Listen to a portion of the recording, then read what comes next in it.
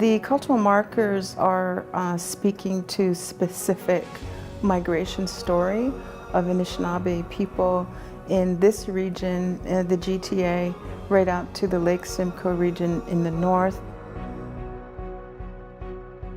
The inspiration for the project was really in response to this whole notion of a land acknowledgement. So we were looking at a contemporary way to explore that.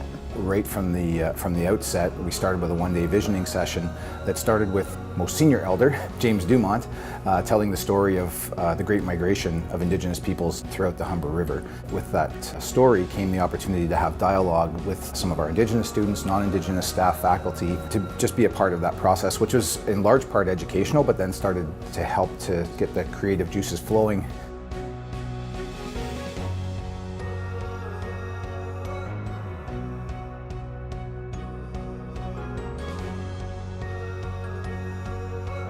It's important to celebrate Indigenous culture and history at Humber so that we can continue to acknowledge these stories and our history here.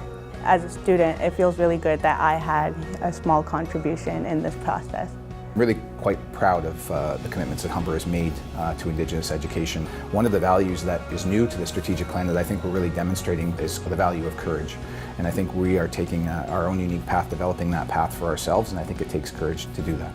We also have a responsibility to ensure that we provide as many histories, education, and knowledge about the land that Humber is on. It's our hope that we can help increase the overall health and wellness of the student experience at Humber.